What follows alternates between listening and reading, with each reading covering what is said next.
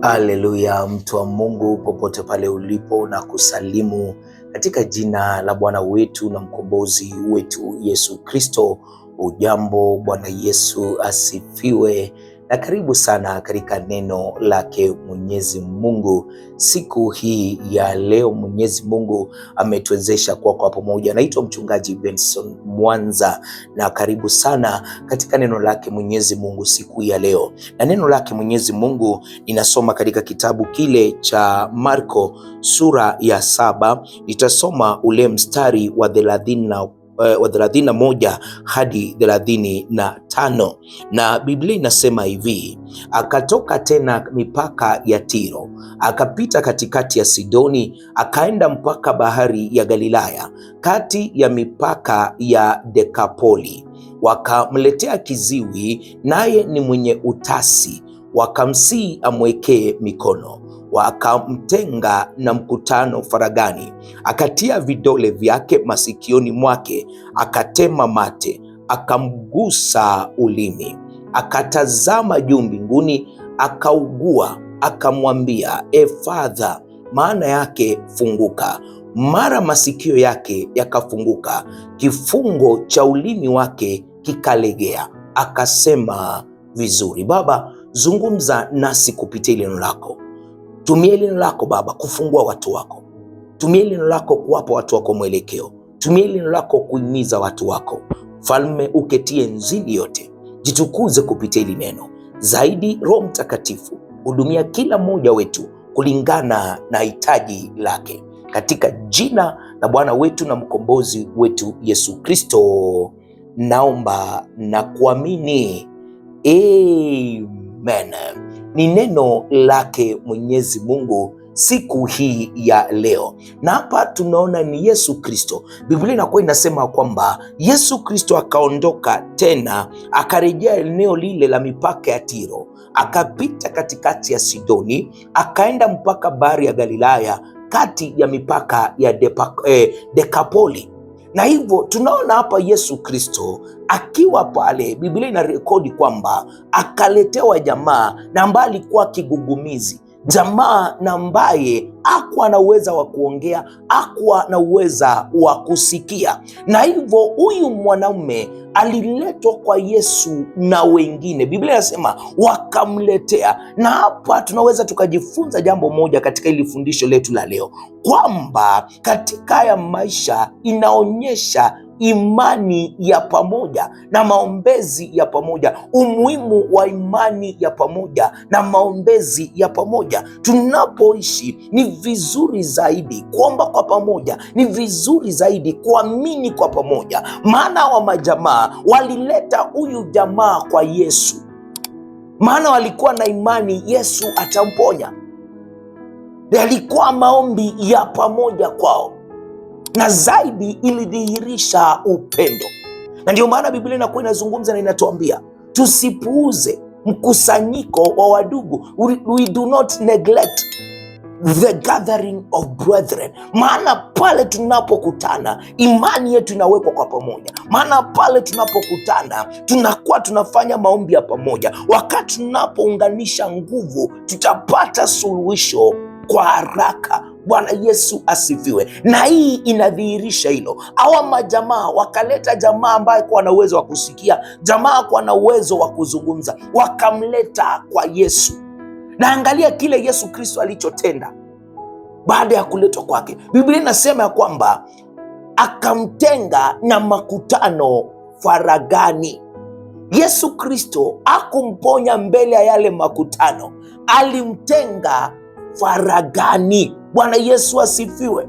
Na hapa kuna jambo lingine tunaweza tukajifunza, kwamba Mungu anataka uhusiano wetu wa karibu na yeye, kwamba Mungu, uhusiano wetu wa karibu na Mungu ndio utakaotupa muujiza wetu. Hapa ndio jambo Yesu Kristo anatufundisha. Ndio, ni vizuri kukusanyika kwa pamoja, ni vizuri kuwa na imani ya pamoja, lakini pia ni vizuri zaidi wewe mwenyewe kuwa na uhusiano wako na Mungu, maana kupitia uhusiano wako na Mungu utakufungulia njia na ambazo hakuna yeyote yule angezifungua, kwa sababu Mungu anatenda kazi wakati tunakuwa na uhusiano wa karibu na yeye, na zaidi tunakuwa na ushirika na yeye. Tunapokuwa na ushirika na yeye, utapata kuna ile personal experience, na hapa Yesu Kristo ndiye anataka kutufundisha.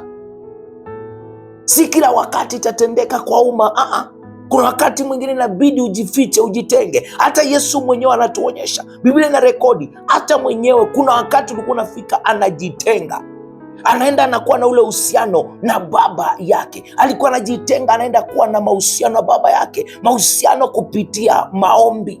Na tunaona hapa akimtenga yule jamaa, na alipomtenga yule jamaa, Biblia ina rekodi jinsi alivyomshughulikia.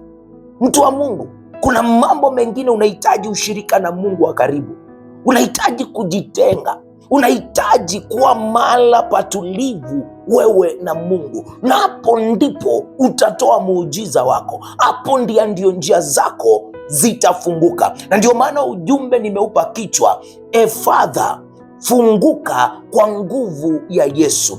Father, funguka kwa nguvu ya Yesu. Tunaona Yesu alipomtenga, Biblia inasema aliweka vidole vyake katika masikio yake na akaguza ulimi wake na akaangalia mbinguni. Hii inaonyesha Yesu alikuwa mwenye huruma, na zaidi Yesu hakufanya kazi peke yake, alikuwa na ushirika na Mungu na alimtegemea Mungu.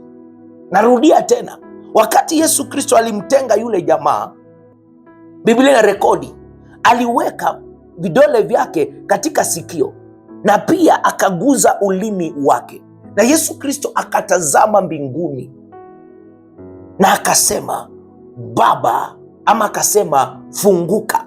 Kuna jambo tunajifunza pale. Yesu alikuwa mwenye huruma, na hivyo hata sisi inatupaswa kuwa wenye huruma. Jambo la pili, Yesu Kristo aliunganika na babake. Hakufanya kazi peke yake, alikuwa anafanya kulingana na babake, na alimtegemea baba yake na ambaye ni Mungu. Na jambo lingine tunafaa kuelewa, neno la Kristo liko na nguvu. Neno la Kristo linaweza likakufungua. Yesu alisema maneno yenye nguvu na yenye uweza. Father, maana yake funguka. Neno la Kristo liko na mamlaka kuleta mabadiliko na kuleta uponyaji wa mara moja katika maisha yako. Sijui ni nini na ambalo limefungana katika maisha yako. Sijui ni wapi ulipofungwa alfajiri ya leo, mchana wa leo, usiku wa leo. Wacha neno la Kristo likakuweke huru katika jina la Yesu Kristo. Ninatangaza ukawekwe huru, ninatangaza uponyaji katika jina la Yesu Kristo. Tunaona neno la Kristo liko na mamlaka. Biblia inatuambia alituma neno na lituponye na tukapokea uponyaji. Hapa pia alisema funguka na akafunguka. Bwana Yesu asifiwe. Masikio ya yule jamaa yalifunguka, ulimi wake ukawekwa huru, akaanza kuzungumza vizuri. Na hivyo jambo ambalo tunaweza tukajifunza hapo, Yesu anaweza akafungua chochote kilichofungika katika maisha yetu. Ni masikio? Ni mdomo? Je, ni kazi? Labda ni moyo? Ni mdomo?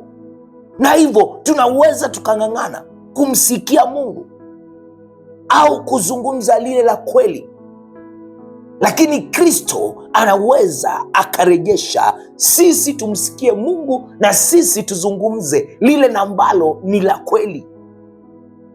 Bwana Yesu asifiwe. Jambo lingine tunaweza tukajifunza, uponyaji wetu na kufunguliwa kwetu kunaanza wakati tunaanza kuwa na uhusiano wa karibu na Kristo, wakati tunakutana na Kristo. When we have a personal encounter with Christ, hapo ndipo kufunguliwa kwetu kunaanza. Hapo ndipo milango yetu inaanza na kufunguka. Bwana Yesu asifiwe. Na jambo la mwisho, wakati wa Mungu ni muhimu zaidi.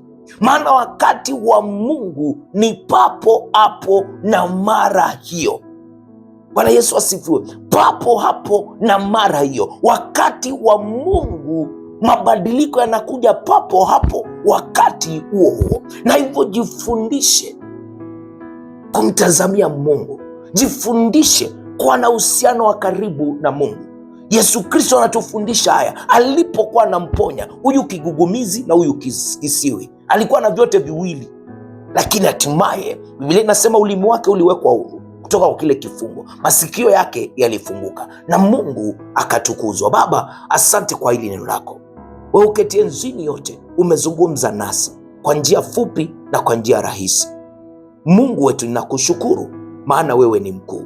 Ninakushukuru maana wewe ni mwema. Ninakushukuru maana wewe unaweza. Ninakushukuru maana hakuna mwingine kama wewe. Ni asante kwa nafasi ambayo umeweza na kutupa kulipokea neno lako. Baba, limekuja kwa njia ambalo limekuja siku ya leo. Baba, wacha tukakuamini wewe, mwanao Yesu Kristo. Tunaweza tukafunguliwa tukimtegemea, tukiwa na uhusiano wa karibu na yeye. Jitukuze Baba, jitwalie sifa milele yote, katika jina la Bwana wetu na mkombozi wetu Yesu Kristo naomba na kuamini, amen. Asante sana kwa kulitazama hilo lake Mwenyezi Mungu siku hii ya leo. Najua kuna jambo umejifunza siku ya leo. Mungu ameruhusu likuja jinsi lilikuja kutokana na hicho kifungu cha leo, na hivyo kumbuka ya kwamba unaweza ukamtolea Mungu nyakati zote ukibarikiwa, na unatoka kupitia M-Pesa line 0792593648 0792593648. Ukiwa nje ya Kenya ni +254 792 593648 +254 792 593648. Mungu akubariki, Mungu na akuzidishe unapomtolea. Hadi hapo kesho, pia kumbuka kusubscribe kwenye hii YouTube channel. Subscribe na Mungu atakubariki. Hadi hapo kesho, mimi nakupenda sana na kuacha na neema ya Bwana wetu Yesu Kristo na upendo wa Mungu Baba na ushirika wa Roho Mtakatifu ukae nasi sasa na hata milele. Amina na kwaheri.